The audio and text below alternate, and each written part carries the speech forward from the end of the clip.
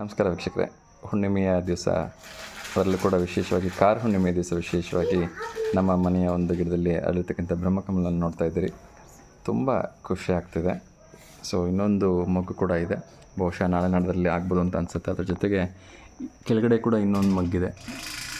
So ವಿಶೇಷವಾಗಿರ್ತಕ್ಕಂಥ ಬ್ರಹ್ಮಕಮಲ, ವರ್ಷದ ಕೆಲವೇ ದಿನಗಳಲ್ಲಿ ಅರಳಿರ್ತಕ್ಕಂಥ ಬ್ರಹ್ಮಕಮಲ, ಅದರಲ್ಲೂ ಕೂಡ ಹುಣ್ಣಿಮೆಯಲ್ಲಿ ಅರಳಿರ್ತಕ್ಕಂಥದ್ದು ತುಂಬ ವಿಶೇಷ ಅಂತ ಅನ್ನಿಸ್ತಾ ಇದೆ.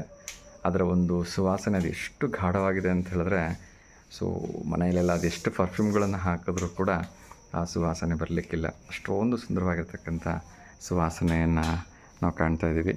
ಒಂದು ಅರಳಿದೆ, ಇನ್ನೂ ಮೊಗ್ಗು ಇದೆ. ಬಹುಶಃ ನಾಳೆ ನಾಡದಲ್ಲಿ ಅದು ಕೂಡ ಅರಳ್ಬೋದು ಅಂತ ಅನಿಸುತ್ತೆ. ಸೊ ತುಂಬ ಖುಷಿ ಆಗ್ತಿದೆ.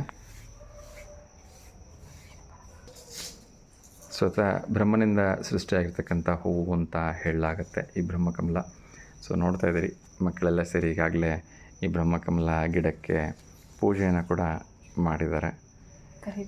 ಸೊ ತುಂಬ ಚೆನ್ನಾಗಿ ಕಾಣಿಸ್ತಾ ಇದೆ. ಒಳಗಡೆ ನೀವು ಡೀಪಾಗಿ ನೋಡಿದ್ರೆ ಗೊತ್ತಾಗತ್ತೆ, ಅದು ಬಹುಶಃ ನೂರಾರು ರೀತಿಯಲ್ಲಿ ಎಸಳುಗಳನ್ನು ಹೊಂದಿದೆ ಒಳಗಡೆ. ಎಷ್ಟು ಸಾಧ್ಯವಾಗುತ್ತೆ ಅಷ್ಟು ಡೀಪಾಗಿ ತೋರಿಸೋ ಒಂದು ಪ್ರಯತ್ನವನ್ನು ಮಾಡ್ತಾಯಿದ್ದೀನಿ. ತುಂಬ ಖುಷಿ ಆಗುತ್ತೆ. ಎಲ್ರಿಗೂ ಕೂಡ ಈ ಬ್ರಹ್ಮಕಮಲದ ದರ್ಶನ ಆಗಲಿ. ಎಲ್ರಿಗೂ ಕೂಡ ಈ ಹುಣ್ಣಿಮೆಯಲ್ಲಿ ಅದರಲ್ಲೂ ಕೂಡ ವಿಶೇಷವಾಗಿ ಅಲ್ಲಿರ್ತಕ್ಕಂಥ ಬ್ರಹ್ಮಕಮಲದ ದರ್ಶನ ಆಗಲಿ. ಅದರ ಜೊತೆಗೆ ಎಲ್ಲರೂ ಕೂಡ ಒಳ್ಳೆಯದಾಗಲಿ ಅಂಥೇಳಿ ಬಯಸ್ತಾ ಇದ್ದೀನಿ. ನಮಸ್ಕಾರ ಮಿತ್ರರೇ, ಥ್ಯಾಂಕ್ ಯು.